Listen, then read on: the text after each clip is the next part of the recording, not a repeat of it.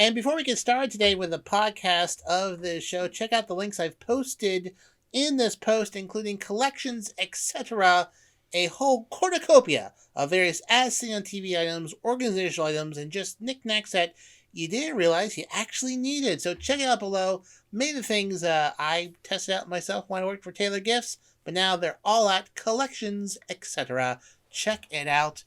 And I think it's time to get started. Don't you, folks? Now broadcasting from his hidden bunker and fully stocked bar, it is the Saturday Report with Colt Sebastian Taylor. Thank you and welcome once again, my friends, to the Saturday Report with me, Colt Sebastian Taylor, adventurer, entrepreneur, and amateur movie theater seat tester. And welcome to AWSM Radio, a independent digital-only radio station that plays today's best music, old school classics, along with a rotating cast of all-star DJs. AWSM Radio focuses on mainstream artists, independent artists, along with a variety of interesting talk and music shows throughout the day. All we do is entertain, inspire, and inform. And my friends, I want to engage with you. I want you to be part of the show. So you can find me on the Twitter, on the Instagram, on the Facebook at Colt S. Taylor. I'm available on Cameo, also at Colt S. Taylor. And occasionally, at least twice a month, sometimes every week, I do Twitch broadcast me recording this show at twitch.tv/Colt S. Taylor. But if your life is just too busy to catch me on social media or live on Twitch, you can always listen to the podcast version of the show at anchor.fm/Colt S. Taylor. All right, my friends, let's get started with this week's Saturday Report. First up this week, my friends, a news story that I think has gripped America and around the world. Ticket prices to movie theaters. Yes, that's right, my friends.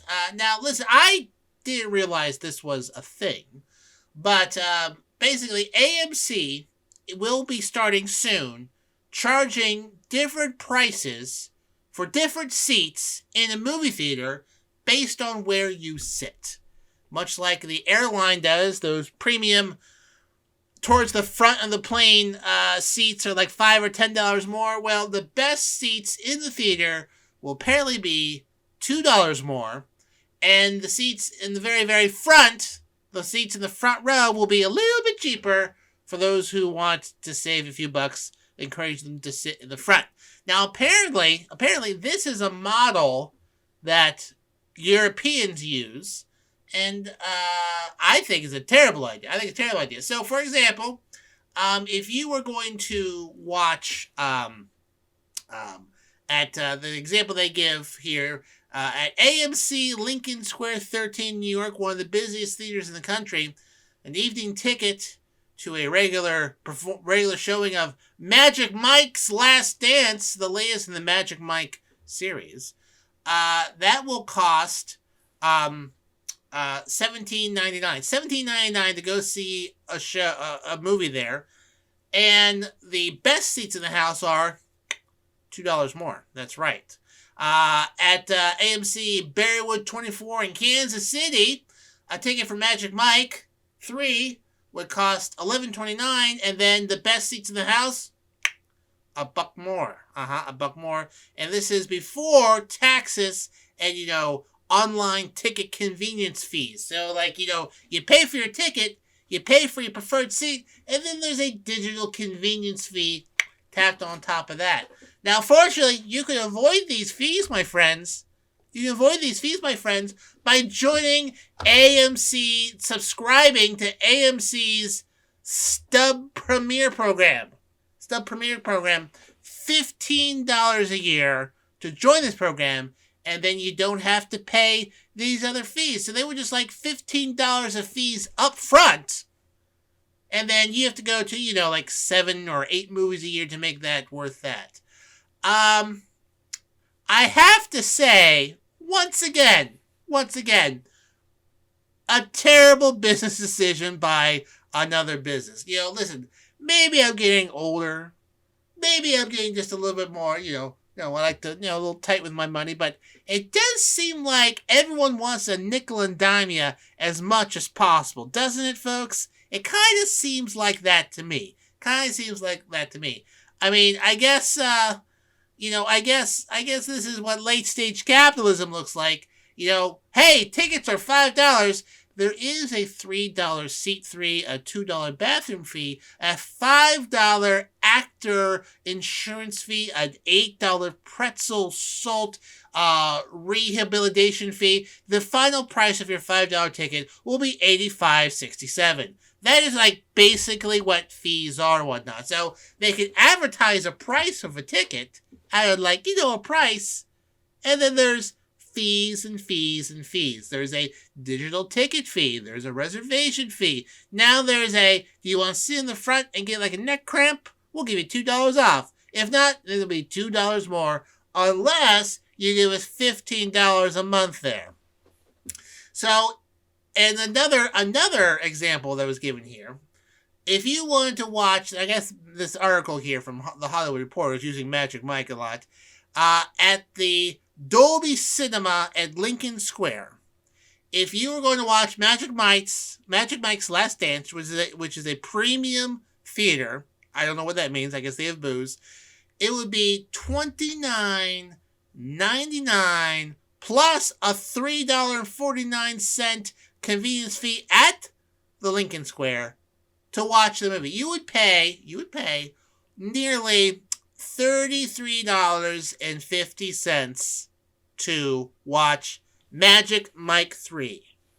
$33 to watch a movie. Would you pay $33 to watch a movie? I mean, does that come with popcorn? Does it come with a steak dinner? Does it? Probably not. I think, like I say, there's a reason why theaters are going out of business, okay? Yes, COVID certainly put a dent in it, but it's stupid, ridiculous, clown show stuff like this that are putting theaters out of business. I said last week, talk about Netflix, a big reason why people stopped so actively pirating movies and music and etc. because it became very easy at a reasonable price to watch all these things. Hulu and Netflix were cheap. You could share passwords. There were no ads. Why would I download the Russian version of Avengers when I can watch it for Hulu? $5 a month. That's perfectly reasonable. But this is going to cause digital piracy to pop up. Who's going to pay $35 to watch Magic Mike, 80 for Brady, an M. Night Shyamalan movie? No one. No one's going to pay that amount of money. They will either watch it digitally on an illegal website, or they'll wait for it to come out streaming a few months later. If theaters wanted to stay in business, they should be making it easier for people to come and watch their movies. They should. You know why I don't go to the movies? 'Cause it's expensive. All right? I just wouldn't do that. So we'll see I'm sure people will pop up to this. There's some folks that are not happy about it. Many actors are saying that this isn't a great idea. In fact, one that's being passed around, Elijah Wood, yes, Frodo, said, quote, "The movie theater is and always has been a sacred democratic space for all, and this new initiative by AMC theaters will essentially penalize people for lower income and reward for higher income." Could not say it better, ring bearer. So, if you see that, I would highly suggest you not going to the movies. Because apparently AMC Theaters is now the Hyundai Tucson of entertainment. Yes, that's right, Hyundai. I haven't forgotten about you. You thought I went away. I didn't. You owe me $4,000, Hyundai, and I will never forgive you. I don't enjoy the transmission fee you charge me to. Ooh, Hyundai. But anyways, that is the first story today. Something that really bothered me, obviously, since I've talked about for almost 8 minutes. Theater prices. That is just greed. It's Greed. Moving along this week, the legendary Burt Bacharach passed away at the age of 94, a award-winning film, music writer and composer. He wrote a lot of great music, including I Say a Little Prayer, Walk On By, Do You Know the Way to San Jose, and he also made cameos in all of the Austin Power movies. Yes, that's right. When Austin Powers would go, ladies and gentlemen, Mr. Burt Bacharach, and he'd come in there and start singing and whatnot. And he wrote a lot of music. He wrote a lot of music for a lot of people. He won, I believe, an Oscar for his music in the movie Arthur. That's right. And again, like I said, he did a lot of cameos on movies, including Austin Powers. Many other people paid tribute to him, including Dionne Warwick, who said that it was like losing a family member. And Mike Myers also credited him with helping him come up with the whole Austin Powers sort of persona and movie and whatnot. He told Rolling Stone magazine in 1999, did I arrive at that intellectually? No. But I arrived at it by hearing the song The Look of Love, the national anthem of libido, and thinking, where have all the swingers gone? And then it sort of developed from there. So he passed away this week at the age of 94 at his home in Los Angeles due to natural causes. Very, very, very long, well-lived life. Many good songs. Dionne Warwick released a statement saying, Burt's transition is like losing a family member. These words I've been asked to write are being written with sadness over the loss of my dear friend and musical partner. On the latter side, we laughed a lot and had our run-ins, but always found a way to let each other know our family, like roots, were the most important part of our relationship. My heartfelt condolences go out to his family, letting them know he is now peacefully resting, and I too will miss him. Dionne Warwick worked with Burt Bacharach on her hit Don't Make Me Over, which was released in 1963.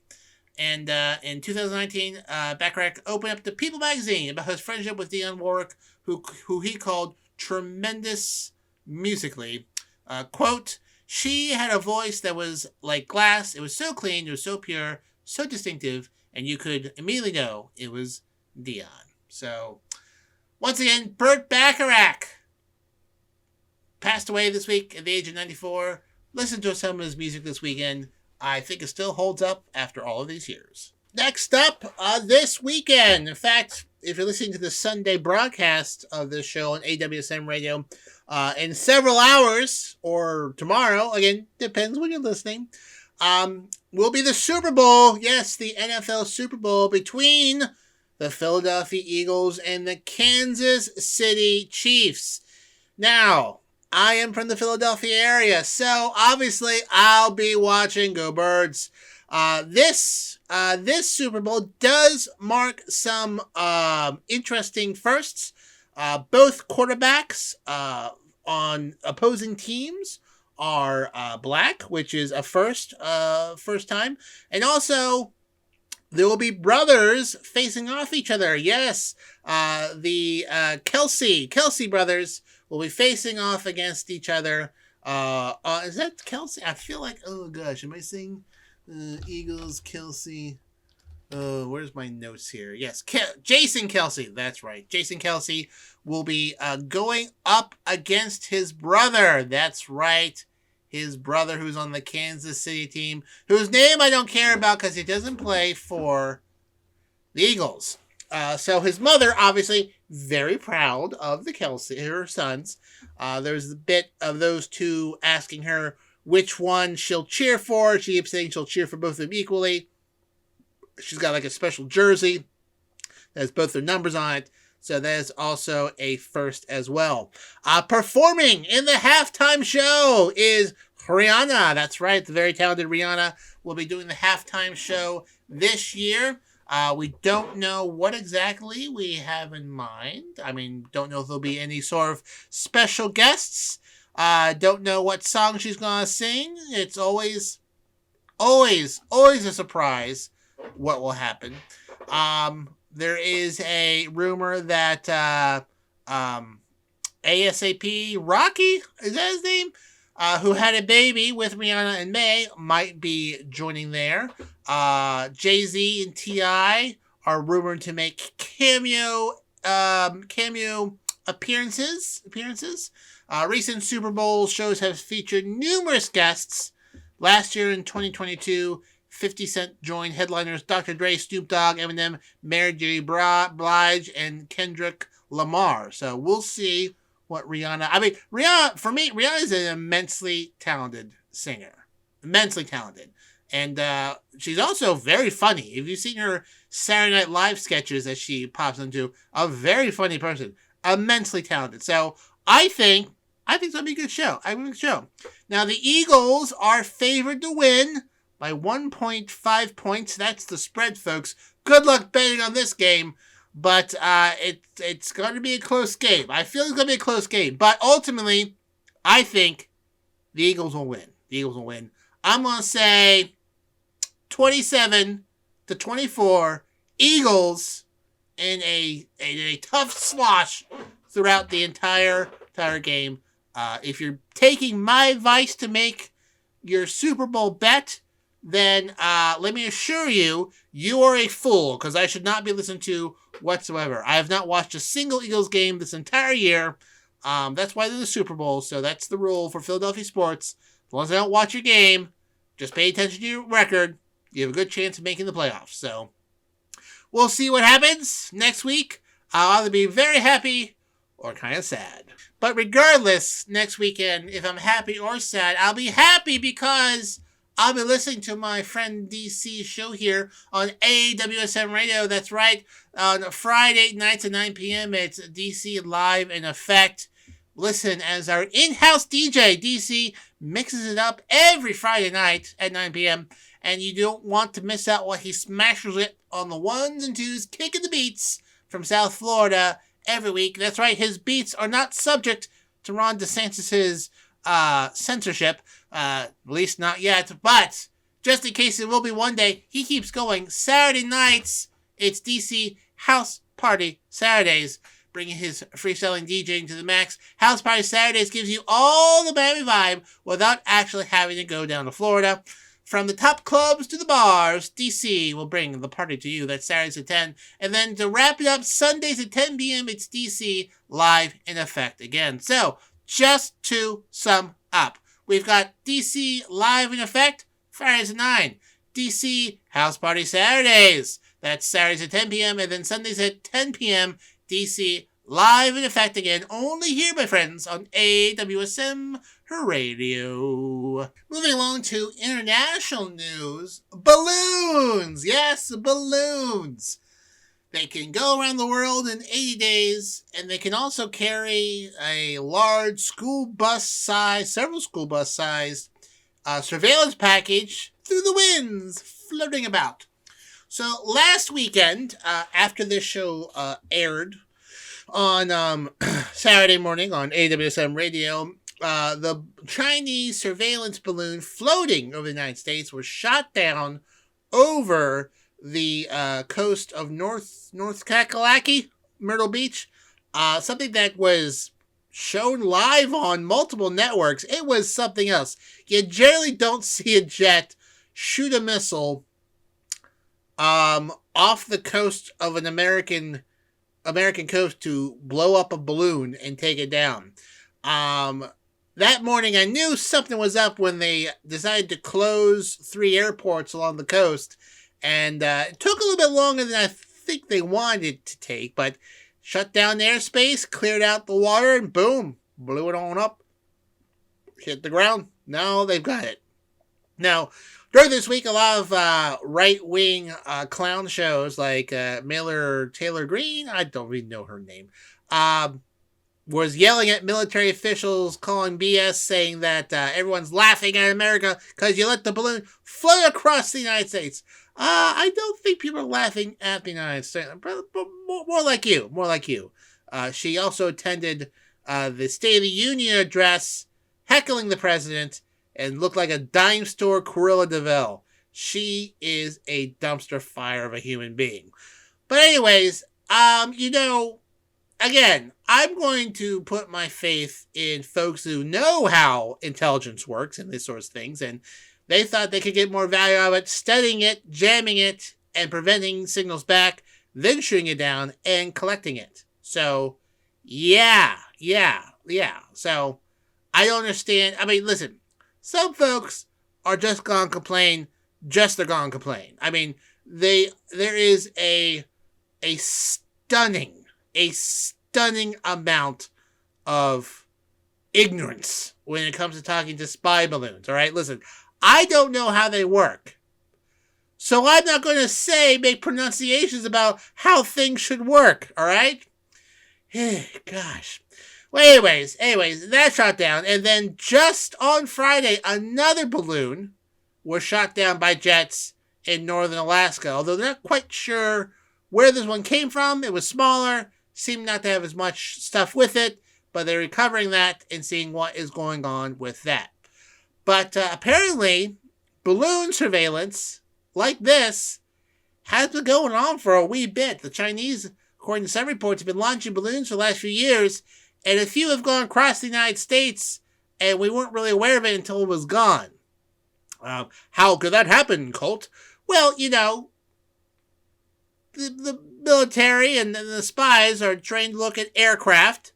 They fly at a certain level, and satellites, and they're outside the atmosphere. Balloons are floating in an area of the atmosphere that previously wasn't really monitored all that tightly. But, as you may imagine, now it will be. Now, the United States have also used spy balloons in the past and probably currently.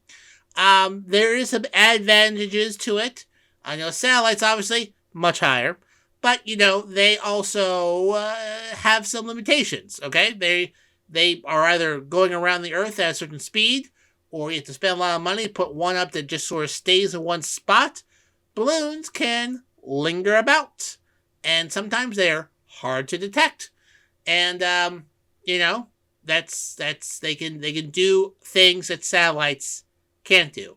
And these balloons, you can kind of steer them. Now, obviously, the wind's up there, they're going to push the balloons wherever they're going to push them. But put a little propeller, little fin, you can direct it in a certain way for sure.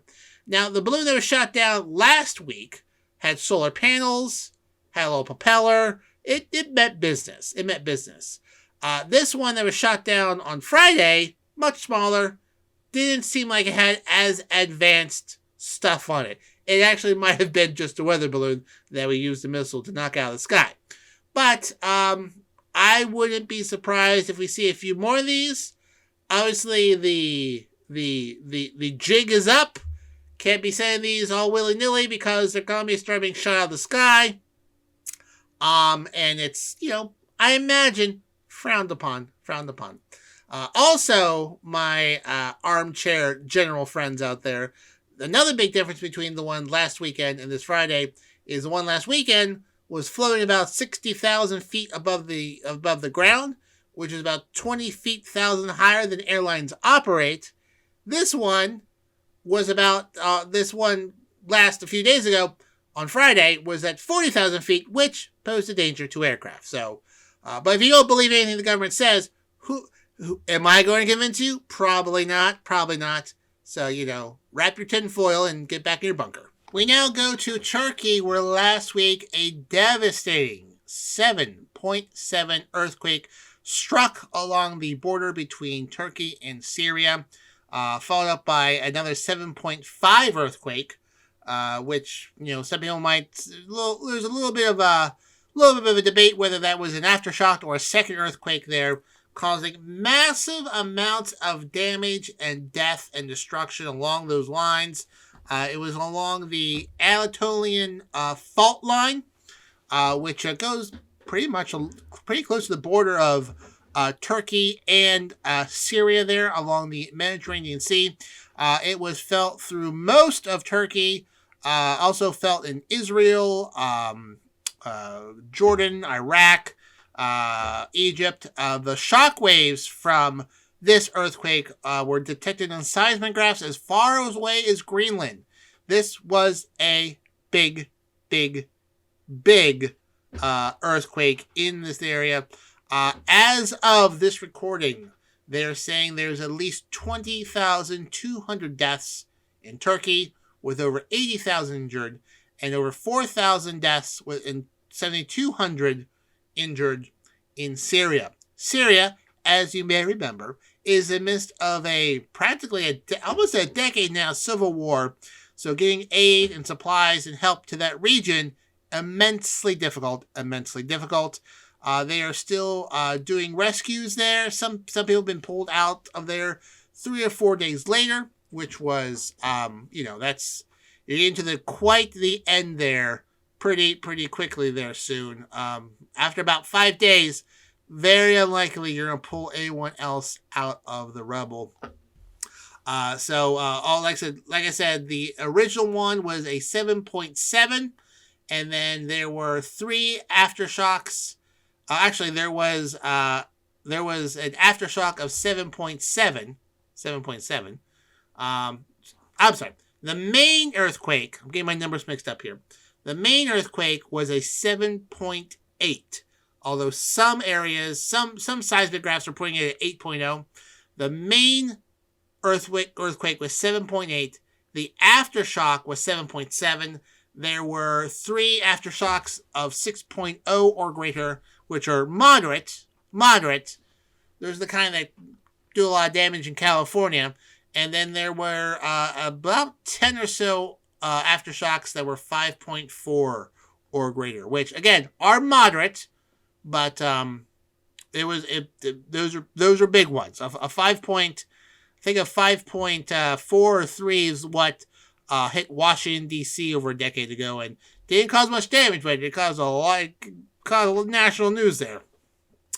But anyways, friends, if you can donate to a variety, listen, it doesn't take too long to find a charity out there who are rushing help to the area. So, do what you can, donate some money, help them, help various government and NGOs get help there. A cornucopia of different nations, NGOs are helping. We've got, Albania, Algeria, Armenia, Australia, Azerbaijan, Bangladesh, Belgium, Canada, China, Croatia, Cuba, Cyprus, the Northern Cyprus Republic, Germany, Greece, Hungary, India, Iran, Iraq, Israel, Kyrgyzstan, Lebanon, Malaysia, Moldova, Netherlands, North Macedonia, Tunisia, Pakistan, Philippines, Poland, Romania, Russia, Saudi Arabia, South Korea, Singapore, Switzerland, Thailand, Taiwan, United Kingdom, United States, and Vietnam, all sending money, rescuers, teams, supplies, equipment, a variety of things. Obviously, different countries are saying different things, as well as the Arab League, European Union, NATO, the UN, the World Bank, the Norwegian Refugee Council, Care Australia, Islamic Relief, World Jewish Relief, Cartias Internationales, the Red Cross, the Red Crescent, the Turkish Red Crescent, German Charity International Search and Rescue, the Iraqi Red Crescent, International Rescue Committee, Médecins Sans Frontières, and the Premier League, all other organizations donating money, rescuers, equipment, supplies to the area. One of the largest earthquakes to hit the Asia Minor area, and causing a little friction politically there because of lax building, as well as just the how slow it is to get supplies there. So if you can help in any ways, my friends, our friends in Turkey and Syria could certainly, absolutely need it. We now go to basketball, where this week LeBron James passed Kareem Abdul-Jabbar, breaking the NBA's all-time scoring record this week. Yes, that's right.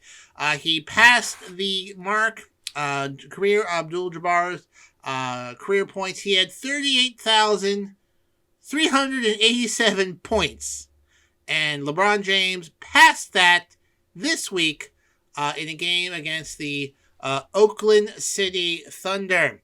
When he hit that mark, the game stopped. There was a celebration on the court.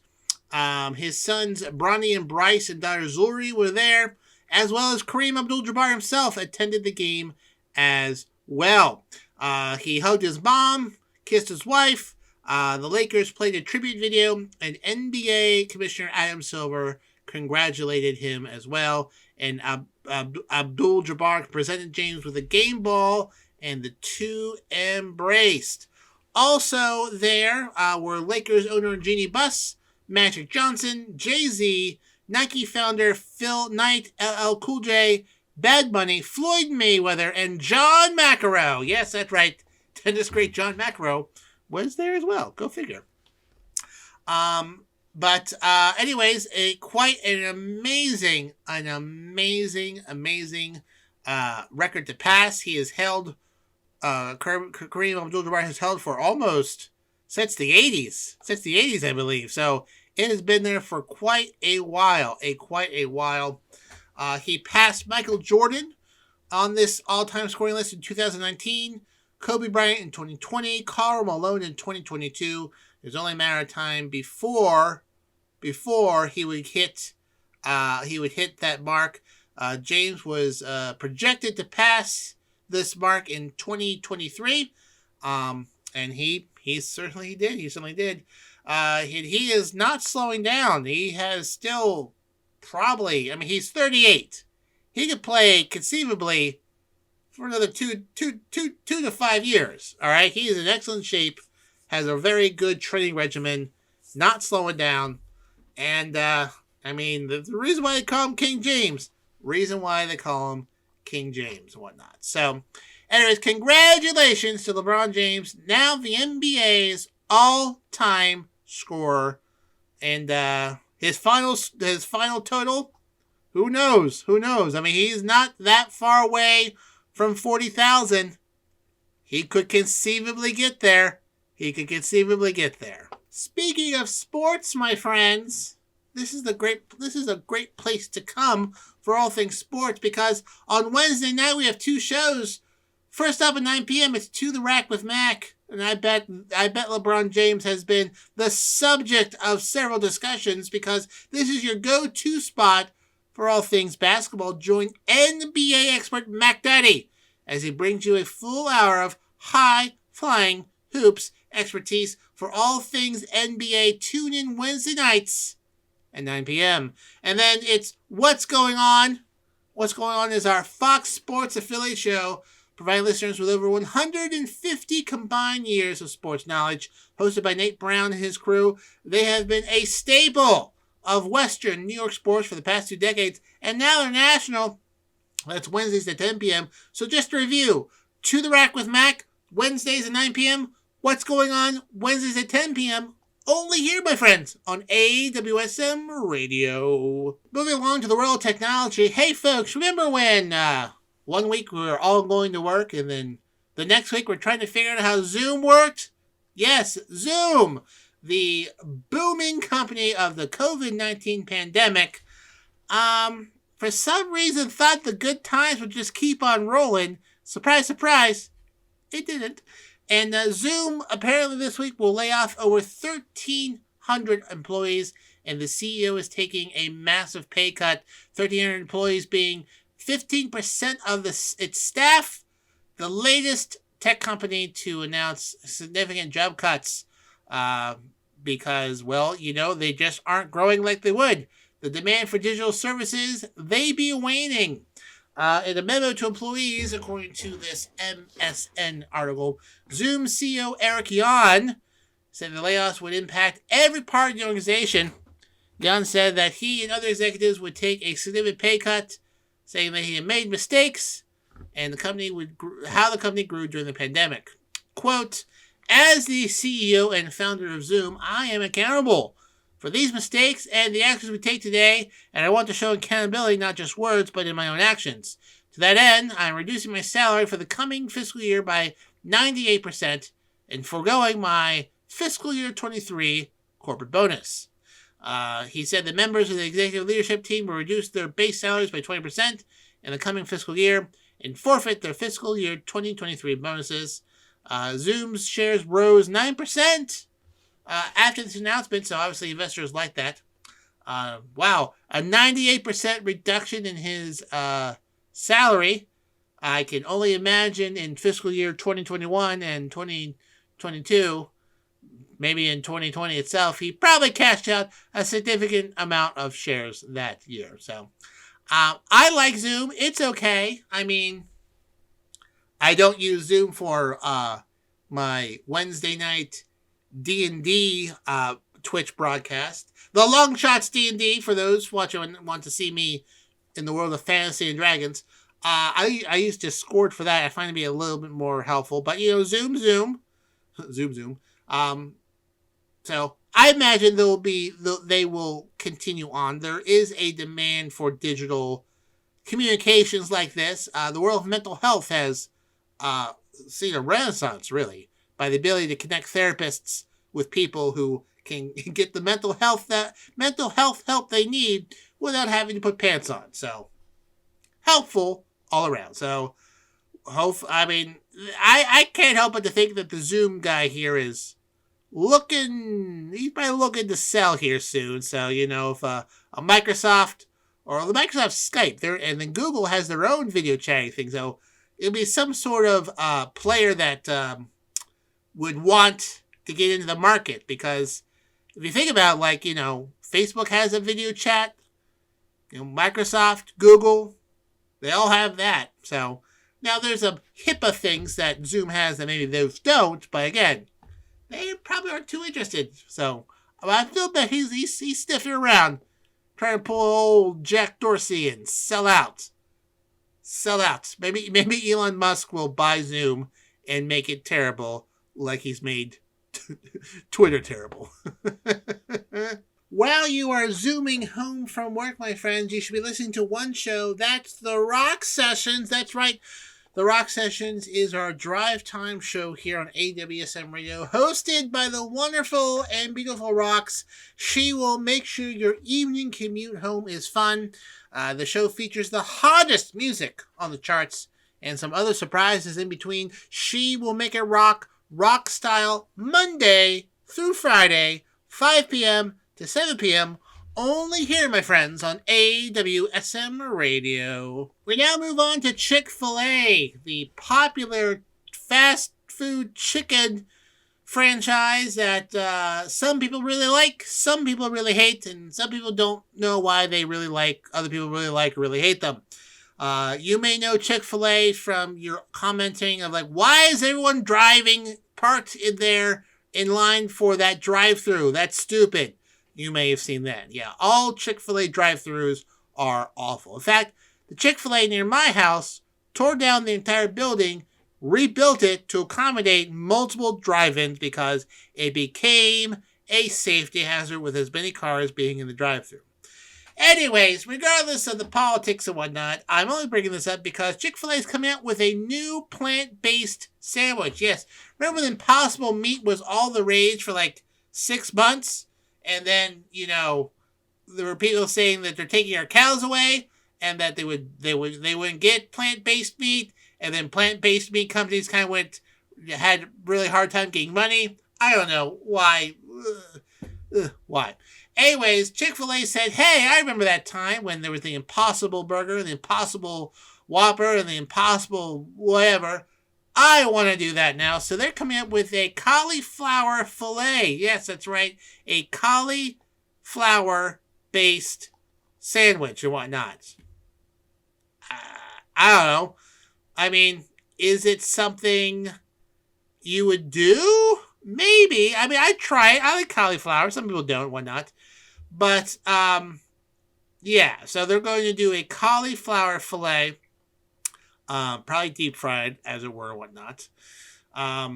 Some people are applauding it. Obviously, the folks at Fox News are not, because they like to pick their fights, and they think they think that Chick-fil-A is like a culture war flashpoint, I guess. I don't know. I do know that the company does support some pretty terrible organizations and whatnot. So I guess that's why Fox News likes it. Oh, what a clown show. Well, anyways, also Chick-fil-A best known for not being open on Sunday. So right now, they're also the third largest chain of restaurants in the area. They will be testing this out in Denver, Charleston, South Carolina, and the Greensboro Triad region of North Kakalaki. So if you're in Colorado or the Kakalakis, you can try it out and whatnot. So it's been like 4 years since they tried it, but I really don't think it's really catching on as much as they thought it would. Both companies that make this plant-based meat, Beyond and Impossible, have laid off about 20% of their workforce because it's it just doesn't. It's interesting. I've had it. It's okay.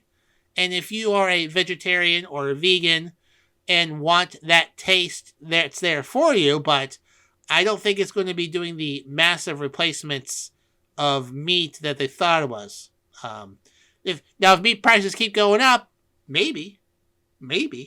But seems like a bit of a fad. But anyways, will I try it? Maybe. I don't know. I like cauliflower. I don't know if I like Chick-fil-A cauliflower. But anyways, if you're a fan of Chick-fil-A, cauliflower fillet coming soon, if it does well, in Denver and the Kakalakis. Finally this week, WWE Hall of Famer Jerry the King Lawler suffered a massive stroke, rushed to the hospital. He was found unconscious in his driveway, but he is apparently expected to make a full recovery.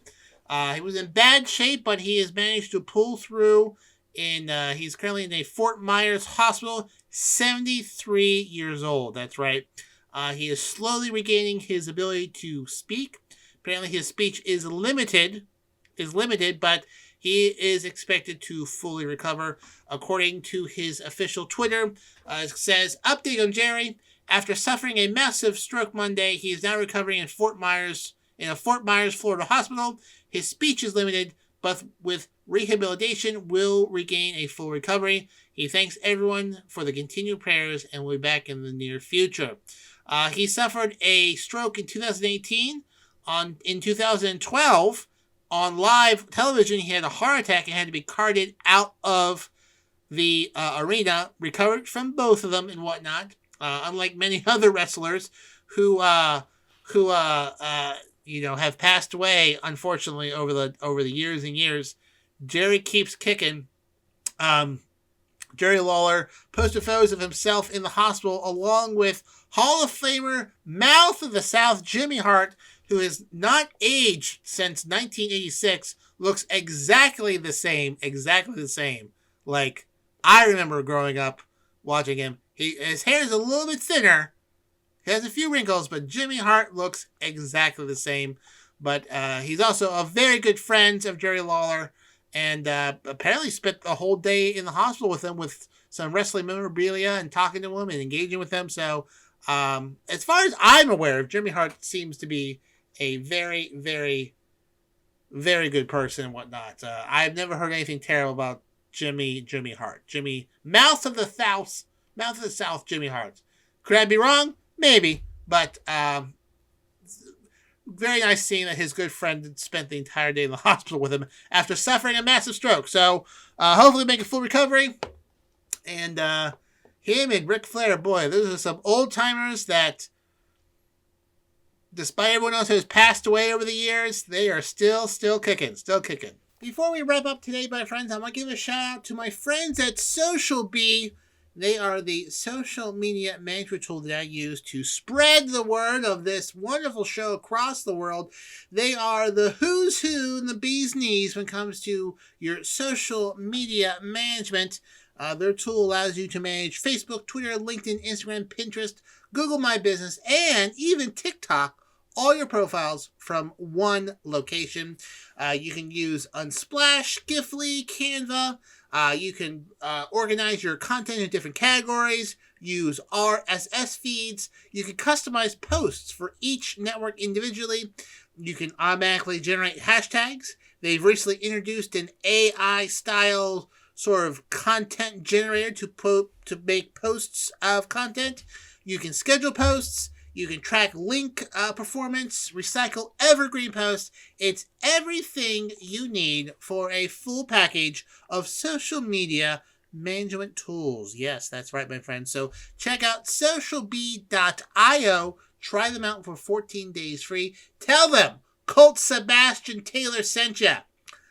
You won't get anything, but it'll be funny if they specifically start asking me to stop saying that. So check out socialbee.io for all of your social media management needs. Well, my friends, that just about wraps up this week's Saturday Report with me, Colt Sebastian Taylor. Thank you so much for joining me here today. Remember, you can find me on the Twitter, on the Instagram, on the Facebook at Colt S. Taylor. I'm available on Cameo also at Colt S. Taylor for all your Cameo needs. I do occasionally broadcast live on Twitch at twitch.tv/Colt S. Taylor, where you can see me record the show. Not every week thing, but usually a few times a month sort of thing. And of course, the podcast version of the show can be found at anchor.fm/Colt S. Taylor. And if you like Dungeons and Dragons, I do a show on Wednesday at the Longshots D&D. You can find stuff in the links. All right, until next time, my friends, I am, of course, your friend, Colt Sebastian Taylor, and I'll see you later. And once again, thank you for joining me on the podcast version of the Saturday Report with me, Colt Sebastian Taylor, broadcasting on AWSM radio on Saturdays at 11 a.m., repeats on Sundays at 11 a.m., but you're listening here, podcast version of the show. Thank you so much. Be sure to check out the link in this post below, collections, etc., for all your knickknacks, as seen on TV items, organizational items, just a whole bunch of stuff that you probably didn't realize you needed. So check that out below, and we'll see you next week here on the podcast version of the Saturday Report with me, Colt Sebastian Taylor.